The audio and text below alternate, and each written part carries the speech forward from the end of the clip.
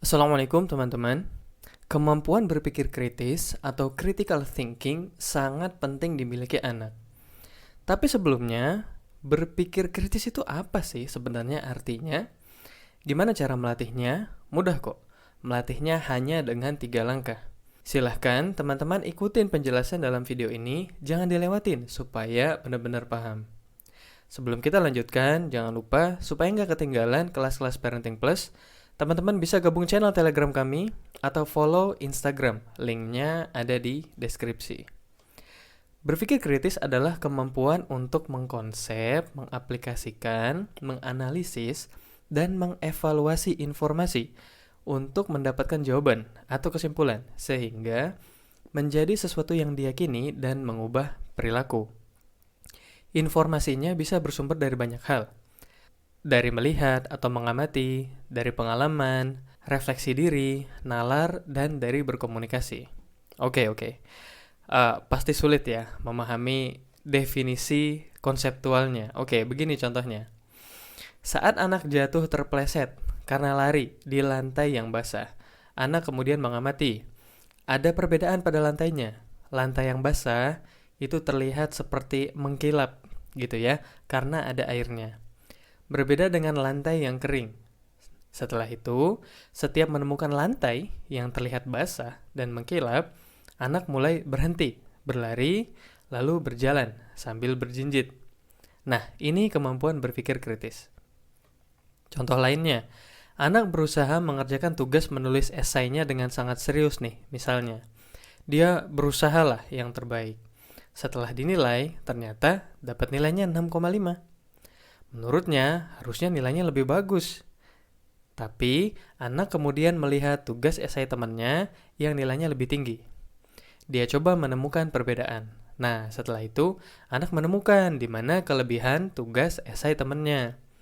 Jadi pada tugas esai selanjutnya, anak pun berusaha mengaplikasikan kelebihan yang dia pelajari, sehingga tulisan esainya jadi lebih baik. Nah, ini kemampuan berpikir kritis. Contoh lain lagi nih, anak sudah menikah, lalu menemukan suatu hari istrinya bad mood. Ternyata sedang lapar. Enggak ya, maksudnya anak menemukan istrinya sedang bad mood tanpa alasan yang jelas. Dia berusaha, ingat-ingat lagi perilakunya hari ini, kalau ada yang salah. Tapi kayaknya nggak ada yang salah. Tapi ya sudah, anak tetap berusaha melakukan sesuatu yang baik untuk istrinya. Seperti diam-diam membelikan pizza kesukaan istrinya. Sambil makan pizza bareng, mulailah dipancing istrinya untuk bercerita. Nah, yang ternyata istrinya sedang ada masalah dengan teman kerjanya. Oke, nah ini juga kemampuan berpikir kritis. Baik, seperti yang sudah kita lihat dari 3 contoh tadi, kemampuan berpikir kritis itu sangat luas dampaknya dalam kehidupan anak. Mulai dari aktivitas sehari-hari, membedakan mana lantai yang kering dan basah supaya bisa dihindari, menyadari kotak sampah yang penuh sehingga perlu dibuang, mengetahui kenapa telur ceplok di wajan yang ini tuh lengket, tapi kalau di wajan satunya itu nggak lengket.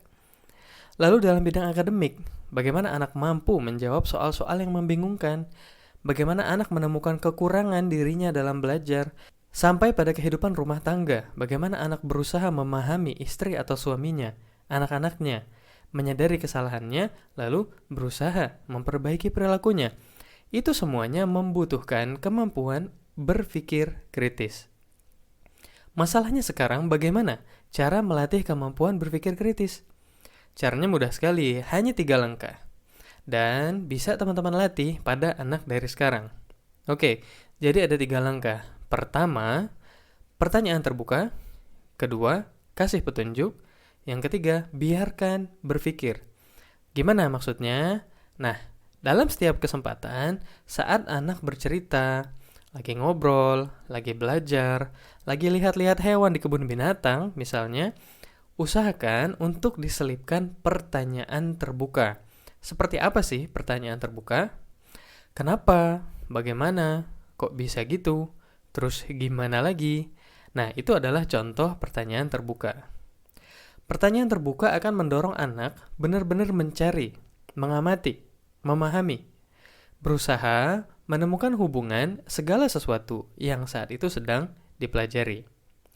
Lalu langkah kedua, berikan petunjuk supaya anak tahu bisa mulai dari mana. Contohnya, nah kamu tadi terpleset ya. Coba lihat lantai tempat kamu terpleset tadi, mana yang ada airnya, mana yang kering. Itu petunjuk. Kalau sudah, maka lakukan langkah ketiga, yaitu biarkan berpikir. Tidak mudah memahami sesuatu yang belum dipahami, yaitu wajar. Tapi anak harus diberi ruang, diberi waktu untuk belajar menghubungkan dan memahami apapun yang saat itu sedang dipelajari. Nah, kendalanya biasanya, pertama, dalam mendidik anak, kita lebih suka memberi jawaban langsung. Sudah kebiasaan, mungkin karena mau cepat lah. Yang kedua, menunggu anak berusaha berpikir dan memahami itu memang lama. Seringkali yang mereka pahami pun masih nyasar gitu ya, nggak nyambung. Jadi ya perlu sabar. Bu, kenapa ya hujannya deras sekali? Ya emang lagi deras. Gitulah soalnya ini musim hujan. Atau, Bu, kenapa ya hujannya deras sekali? Nah, menurut kamu kira-kira kenapa? Kenapa air yang turun dari langit bisa banyak sekali? Kasih petunjuk. Nah, coba kamu cari siklus hujan di Wikipedia. Coba baca.